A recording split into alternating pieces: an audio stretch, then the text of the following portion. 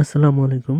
Fashion design উচ্চশিক্ষার জন্য ইউরোপের কোন দেশে যাবেন ভাবছেন? যদি আপনার বাজেট থাকে কম, তাহলে গ্রিস হতে পারে বেস্ট অপশন। কারণ ইউরোপের ফ্যাশন ইনস্টিটিউটগুলো টিউশন ফি বেশ কস্টলি, এটা আমরা জানি। হ্যাঁ, এটা সত্যি UK, Spain, France, Italy fashion ডিজাইনের জন্য বেস্ট, বাট আমার জানা মতে 15 লাখের নিচে ভালো কোনো মাস্টার্স কোর্স নাই। যা হোক, 2026 সালে যারা গ্রিসের স্টাডি ভিসার জন্য অ্যাপ্লাই করতে চান, এই ভিডিওটা তাদের জন্য। তাহলে চলুন শুরু করা যাক। নর্মালি ইউরোপের সব কান্ট্রিতে এখন আইএলটিএস লাগে। গ্রিসের ক্ষেত্রে এর ব্যতিক্রম নয়। আপনার ব্যাচেলরের জন্য মিনিমাম 5.5 আর মাস্টার্সের জন্য মিনিমাম 6 লাগে। তবে কিছু ইউনিভার্সিটিতে এর রিকোয়ারমেন্ট একটু বেশি হতে পারে। আপনি ওই ইউনিভার্সিটির ওয়েবসাইটে গিয়ে দেখবেন যে ওদের রিকোয়ারমেন্ট কী। অনেকে প্রশ্ন করে থাকেন যে ভাই, আইএলটিএস কেন, এমওআই দিয়ে হয় কি না? এটার ক্ষেত্রে আমি বলবো যে আপনি ওই ইউনিভার্সিটি ওয়েবসাইটে গিয়ে দেখবেন যে ওরা এমওআই অ্যাকসেপ্ট করে কিনা। তো যা হোক, গভর্নমেন্ট ইউনিভার্সিটিতে অ্যাপ্লাই করতে গেলে লিগ্যাল এজের প্রয়োজন হয়। প্রাইভেট ভার্সিটিগুলোতে লাগে না। যদি লাগে তাহলে ইউনিভার্সিটি অ্যাডমিশন টিম আপনাকে বলে দিবে যে আপনার সার্টিফিকেটগুলো লিগ্যালাইজ করতে হবে কিনা। আপনারা জানেন বাংলাদেশে গ্রিসের কোনো এম্বাসি নেই। গ্রিসের কনসুলেট অফিস, যেটা কিনা বনানী বোরাক টাওয়ারে অবস্থিত, ওখানে গিয়ে আপনাকে সার্টিফিকেট জমা দিতে হবে লিগ্যালাইজডের জন্য। আমার লাগে নাই, কারণ যেভাবে আমি বলেছিলাম যে আমার কলেজ থেকে এমন কোনো রিকোয়ারমেন্ট ছিল না। লিগ্যালাইজ পুরো বিষয়টা আপনি কনসুলেট অফিস থেকে ওখানে গিয়ে জেনে আসবেন কতদিন সময় লাগে বা এর প্রসেস কি, কত টাকা খরচ হবে। অবশ্যই আপনারা পাসপোর্ট নিয়ে যাবেন। পাসপোর্ট ছাড়া কিন্তু ওরা ভিতরে এন্ট্রি নেবে না। এখন প্রশ্ন আসে কিভাবে ইউনিভার্সিটি প্রোগ্রামগুলোতে আপনি অ্যাপ্লাই করবেন। দেশের বাইরে ব্যাচেলর বা মাস্টার্স প্রোগ্রাম খোঁজার জন্য অনেক পোর্টাল আছে। আমি educations.com প্রেফার করি, কারণ এর মধ্য থেকে আমার যে বাজেট টিউশন ফি আমি খুঁজে পাই এবং কলেজের নাম জানতে পারি। আমি কলেজের ওয়েবসাইটে যাই, সাইন ইন করি এবং ওদের কী কী রিকোয়ারমেন্ট তা নিয়ে আমি স্টাডি করি। তবে আপনাকে অবশ্যই দেখতে হবে যে আপনি যে ইউনিভার্সিটিতে অ্যাপ্লাই করবেন, পাবলিক অথবা প্রাইভেট, আপনি খেয়াল করবেন যে আপনি পড়াশোনা থাকা অবস্থায় পার্ট টাইম জব করতে পারবেন কি না। আর যদি কোনো ইনফরমেশন না পান, অবশ্যই ইউনিভার্সিটি অ্যাডমিশন টিমকে বলবেন যে আমাকে পার্ট টাইম জব করার সুযোগ দেওয়া হবে কি না।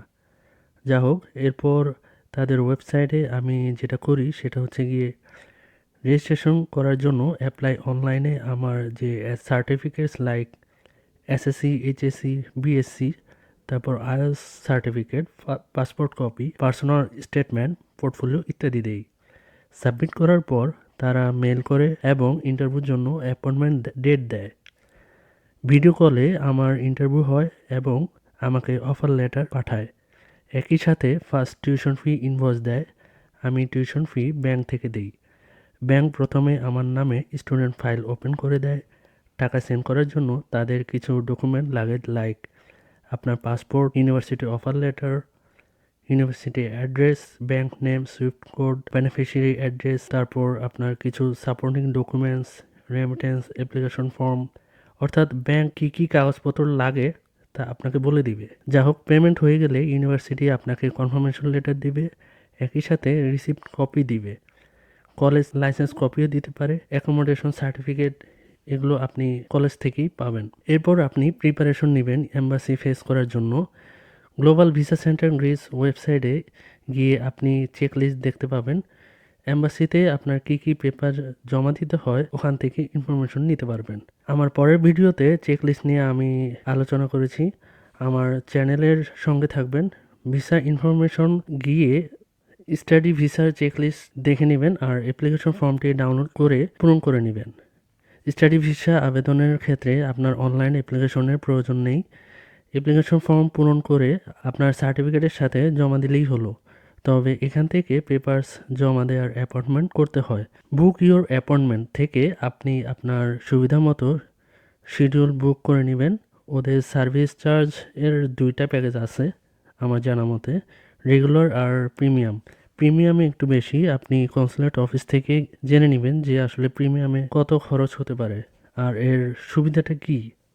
পেপারসে সাবমিটের সময় আপনার ছবি আর ফিঙ্গারপ্রিন্ট নিতে হয় নর্মালি। এর মধ্যে আপনাকে ইন্ডিয়ার ভিসার জন্য ডাবল এন্ট্রি ম্যানেজ করতে হবে এম্বাসি আপনাকে মেল করে জানাবে ইন্টারভিউ অ্যাপয়েন্টমেন্টের জন্য কখন আসবেন। কতদিন পরে সঠিক করে বলা যায় না, কারো 1 মাস, কারো 2 মাস। নর্মালি ইন্টারভিউ এর 1 সপ্তাহ আগে জানায় যে আপনি কখন আসবেন।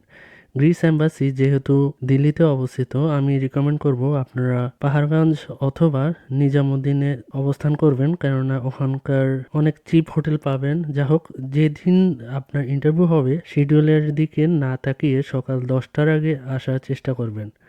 স্টুডেন্টের আগে সিরিয়ালি ওরা ডাকে। ইন্টারভিউতে আপনাকে জিজ্ঞেস করবে আপনি কেন যাচ্ছেন, কোন ইউনিভার্সিটি, কতদিনের কোর্স, স্টাডির পর আপনার কি প্ল্যান ইত্যাদি। এরপর আপনার পাসপোর্ট রেখে দিয়ে আপনাকে মেডিকেল এক্সামের জন্য একটা মেডিকেল স্লিপ দিবে।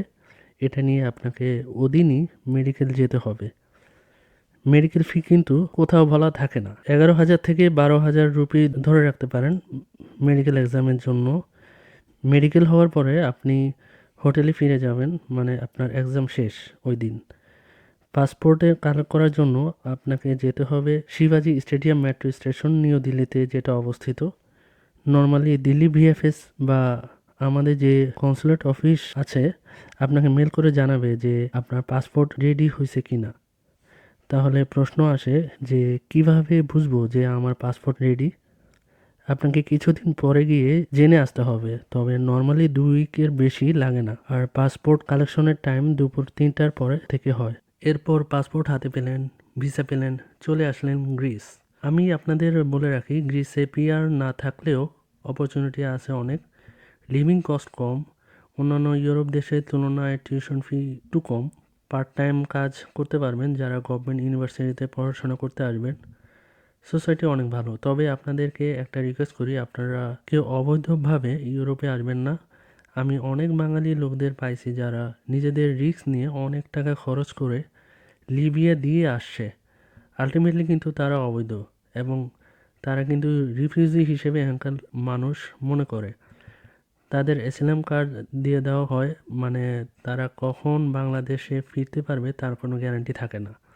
শুনছি কেউ কেউ 40 লাখ, 50 লাখ, বা এমনও শুনছি যে 1,22,00,000 গেছে, অনেক দেশ ঘুরছে, তারপরও ইউরোপে সে আসতে পারে নাই। বাঙালিদের এখন দেখা হয় রিফিউজি ভালো কোনো প্ল্যাটফর্মে নাই।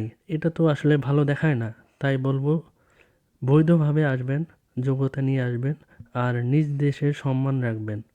আর চেষ্টা করবেন কোনো দালাল বা এজেন্সির কাছে না গিয়ে নিজে অ্যাপ্লাই করতে। কোনো দালাল বা এজেন্সি বলে যে আপনাকে এম্বাসি ফেস করতে হবে না, আপনি আমাদেরকে কাগজপত্র দেন বা টাকা পয়সা দেন, আমরাই ভিসার ব্যবস্থা করে দিব। এটি কিন্তু সম্পূর্ণ ভুল, কেননা কোনো দালাল বা এজেন্সির কিন্তু ক্ষমতা নেই ভিসা দেওয়ার। আপনাকে ভিসা পেতে হলে এম্বাসিতে যেতে হবে এবং ওখানে ইন্টারভিউ দিয়ে আপনাকে ভিসা কালেক্ট করতে হবে। ধন্যবাদ সবাইকে।